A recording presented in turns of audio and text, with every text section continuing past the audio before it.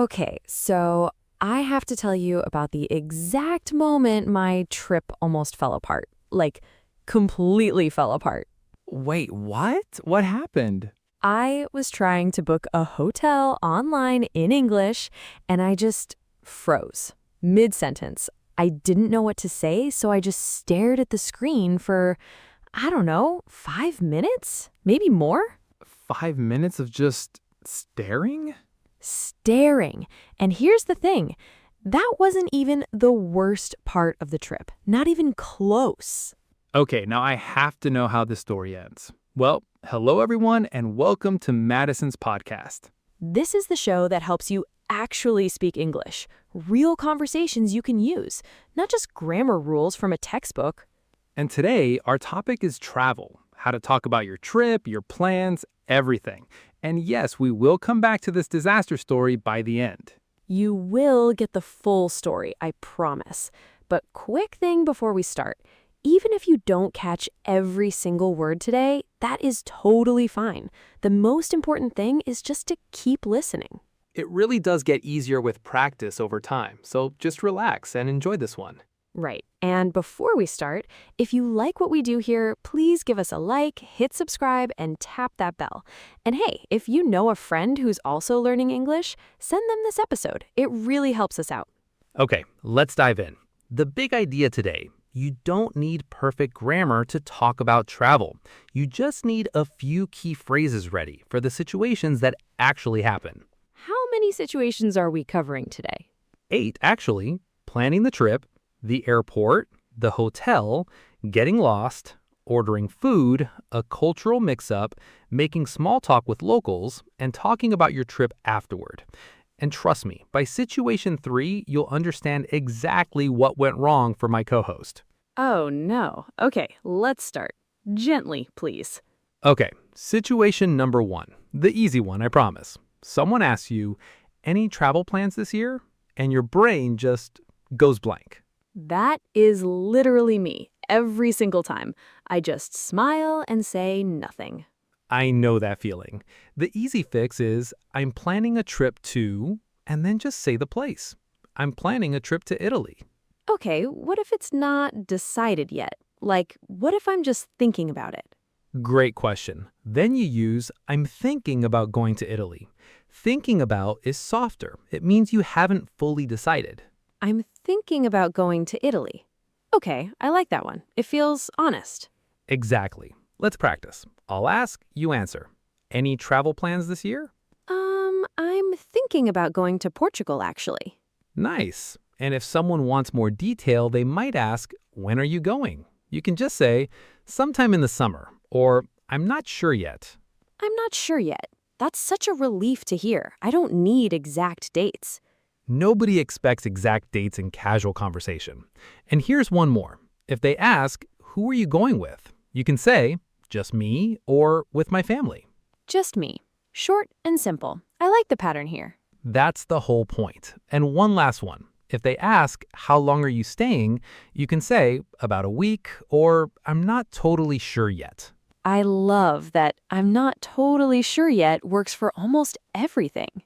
It's one of the most useful phrases in the entire English language, honestly. And one more situation. What if you want to ask someone else about their travel plans? Oh, good point. I never think to ask other people. You can just flip it around. What about you? Any trips planned? Or have you traveled anywhere exciting lately? Simple, friendly, and it keeps the conversation going both ways. Have you traveled anywhere exciting lately? I really like that one. It sounds genuinely curious. It is genuinely curious. People love being asked about their trips. Okay, that's situation 1. Easy, right? I'm fine. This is fine. I'm fine. Famous last words. Situation 2, the airport. You need to check in. What do you say? This is the part that scares me the most, honestly. It's easier than you think. Just walk up and say, I'd like to check in for my flight, please. I'd like to check in for my flight, please. Okay, that's polite and clear. Exactly. And they'll probably ask for your passport. You just say, here you go, and hand it over. Or, here it is. Short and simple. What if they ask window or aisle? Then you just say your preference. Window, please, or aisle, please. That's it. And what if I have a question, like about my luggage? You can ask, how many bags can I check? Or is this bag the right size? Simple, direct questions. What about security? That part always makes me nervous. Security is mostly just following instructions, but if you need to ask something, you can say, do I need to take off my shoes? Or where should I put my laptop? Oh, that's actually really useful. I never know what to do with my laptop. Right? Just ask. Nobody will judge you. And if you miss an announcement, you can ask, sorry, which gate was that? Oh, I definitely need that one. I never hear gate numbers correctly. You and basically everyone who's ever been in an airport. And one more. If your flight is delayed, you can ask, do you know how long the delay will be? That's such a practical one. Delays happen constantly. They really do, so it's good to have that phrase ready. Okay, let's act it out. You're the airport worker, I'm checking in. Okay. Hi there, how can I help you? Hi, I'd like to check in for my flight, please. Sure, can I see your passport? Here you go. Perfect. Window or aisle? Window, please. And how many bags are you checking today? Just one, thank you. Great, you're all set. Have a nice flight. And that's it. You survived the airport. I survived the airport. Okay, situation 3. This is where it gets real, isn't it? This is exactly where it gets real. Situation 3, you're at the hotel and the room isn't what you booked. This is my story. This is literally my story. I know, so tell everyone, what actually happened after that 5-minute freeze? Okay, so I finally booked the hotel, but when I got there, the room they gave me wasn't the one I paid for. No view, tiny bathroom, nothing matched the photos. And what did you say? Or did you freeze again? I almost did, but I remembered this phrase. Excuse me, I think there's a problem with my reservation. That's exactly the phrase. Calm, polite, and clear. Hotels deal with this constantly, so they won't be surprised or annoyed. It actually worked. They apologized and asked what the issue was. And you can be specific too. This isn't the room I booked, or the air conditioning isn't working, whatever the real problem is. I said something like that, and then I asked, could someone take a look at this, please? Perfect phrase. Very simple, very polite. And if you want a different room entirely, you can ask, is it possible to change rooms? I wish I'd known that one too.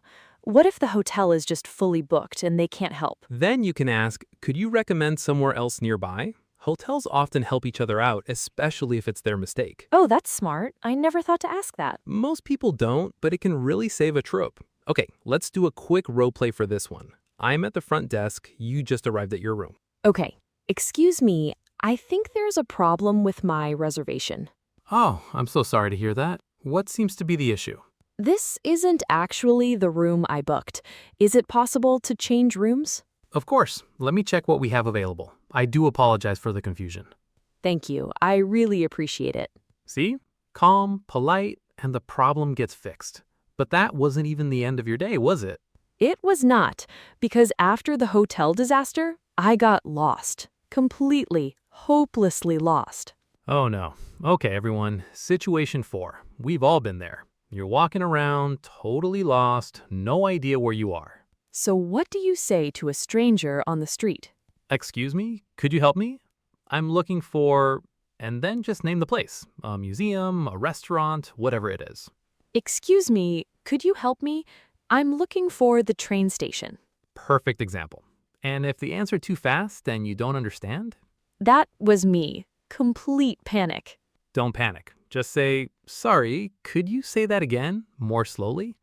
People are almost always happy to help, especially if you're polite about it. Could you say that again more slowly? Okay, that's a lifesaver. I needed that phrase so badly. It really is. And one more useful phrase, if you have a map or your phone, you can say, could you show me on the map? Sometimes pointing is easier than listening. That's smart. What if I'm lost and there's nobody around to ask? Then your phone is your best friend. But if you do find someone, you can also ask, is it far from here? Or can I walk there? Is it far from here? That tells me if I need a taxi or not. Exactly. Super practical. And if you're really stuck, you can even ask, could you write it down for me? Sometimes seeing the words helps more than hearing them. Oh, I love that one. I'm a visual person. That would have saved me 20 minutes that day. It helps a lot of people, honestly. And one more. If you took a wrong turn, you can say, I think I'm going the wrong way. Simple confession, no shame in it. I think I'm going the wrong way. That's basically my life motto at this point. Let's quickly act this one out too. I'm a local, you're lost. Excuse me, could you help me? I'm looking for the museum. Oh, sure. It's about 2 streets that way, then turn left. Sorry, could you say that again more slowly? Of course. 2 streets straight ahead, then turn left. You'll see it. Great, thank you so much. See? You found your way. Okay, situation 5. Ordering food while traveling. Please tell me this part of the day went better. Honestly, it did, but only because I was prepared this time. Good. Okay, this one's important. I love food, but menus in another language can be scary. Totally understandable. The simplest phrase is, could I have the, and then point at the menu or say the dish name. Could I have the pasta, please? Could I have the pasta, please? Nice and easy. And if you don't understand something on the menu, you can just ask, what's this, while pointing. Waiters are used to that. What if I have an allergy or can't eat something? Good thinking. You'd say, does this have nuts in it? Or, I'm allergic to, and name the food. Always good to know that one. I am allergic to. Okay, that's important, especially for me. I'm allergic to shellfish. Then that phrase could really save your trip. And if you're vegetarian or vegan, you can say, do you have any vegetarian options? That's such a useful one. I have a friend who never knows how to ask that. It comes up more than people think. And one more, if you want to ask for a recommendation, you can say, what do you recommend? Waiters love that question. Oh, that's a great one. It also takes the pressure off deciding. Exactly. And at the end of the meal, just say, could I have the bill, please? Could I have the bill, please? Got it. Let's do a tiny role play for this one. Sure. Hi there, are you ready to order? Yes, could I have the pasta, please? Oh, and does this have nuts in it? No nuts, you're safe. Anything to drink? Just water, thank you. Perfect, coming right up. That was easy. Okay, situation 6, and I have a feeling this connects to your trip too. It absolutely does. Situation 6 is about cultural mix-ups. Sometimes things are just done differently in other countries, and it can feel confusing. Like what? Give us an example from your trip. Tipping. I had no idea if I was supposed to tip at the restaurant or not, and I just panicked and left way too much money. You can just ask, is tipping expected here? Such a simple question, but it saves so much awkwardness. I wish I'd asked that instead of just guessing. Another one is about timing, meal times, store hours. You can ask, what time do people usually eat dinner here? That's smart because dinner time really is different everywhere. Exactly. And if something feels confusing or different from what you expected, it's totally fine to just say, oh, that's interesting. It's different where I'm from. It's different where I'm from. I like that. It's curious, not judgmental. That's exactly the tone you want. Curious, not judgmental. People love sharing about their culture when you ask with genuine interest. That's such a good mindset for traveling in general, actually. It really is. And one more, if you're not sure about a custom like greetings, you can just ask, is it normal to shake hands here or, and let them finish the sentence. Oh, that's clever. It shows respect instead of just guessing and getting it wrong. Exactly. People appreciate the effort every single time. Okay, situation 7, and this one's a bit different, making small talk with locals. Oh, this connects to our other episode, the awkward silence one. It really does. When you're traveling, you'll often end up chatting with locals, a shop owner, someone on a train, your taxi driver. And what do you say when you don't know anyone and you're just there? A simple opener works great. Is this your first time or do you come here a lot? Wait, that's actually backwards for a local. Let me fix that. You'd ask, have you lived here long? Have you lived here long? That's such a natural question for a local. It is. And a classic one always works. What's the best thing to see around here? Locals love sharing recommendations. Oh, I actually used that one. Someone told me about a tiny restaurant that wasn't even in any guidebook. See, it works. And if you're complimenting the place, you can say, I really love it here. It's so different from home. Simple, warm, genuine. It's so different from home. That's such a nice thing to say to someone. People really appreciate hearing that their home is special. Let's do a tiny role play. I'm a local on a train, you're a traveler. Excuse me, is this seat free? Yes, go ahead. Thank you. Have you lived here long? My whole life, actually. Is this your first time visiting? It is. What's the best thing to see around here? Oh, you have to visit the old market. It's amazing. That sounds perfect. Thank you so much. See? A whole little conversation just from one simple question. Okay, last one. Situation 8. Situation 8. You're back home, safe and sound, and someone asks, "How was your trip?" And how was it? Honestly, it was a bit of a disaster, but also kind of amazing. Both can be true. See, that's the thing. You can say it was amazing if it was great, or honestly, it was a bit of a disaster if things went wrong. Both answers are completely normal. Nobody expects a perfect trip story. People actually love hearing about the chaos more than the perfect parts. What if you want to give more detail, like what you liked most? You can say, "My favorite part was," and then describe it. My favorite part was the food for me. My favorite part was the food. That's easy to remember. And if something went wrong, you can say, "The only problem was." It's a nice simple way to share the bad with the good. The only problem was my hotel room. Honestly, that fits your story perfectly. It really does. And if someone asks, "Would you go back?" you can simply say, "Definitely," or maybe not, honestly. And would you go back? Definitely, even with the chaos. Especially with the chaos, actually. I love that. Okay, so let's recap. We have 8 situations: planning your trip, the airport, the hotel, getting lost, ordering food, cultural mix-ups, small talk with locals, and talking about your trip afterward. 8 phrases, 8 real situations, and one slightly chaotic personal story to prove they actually work. That's so much less scary than it sounds. And now, for everyone listening, here's your homework. Pick just one of today's situations, maybe the airport, maybe getting lost, and practice the phrase out loud right now by yourself. Say it 5 times. Feel the words in your mouth, like we always say. Exactly. And please remember, even native English speakers get lost, get confused, and have travel disasters.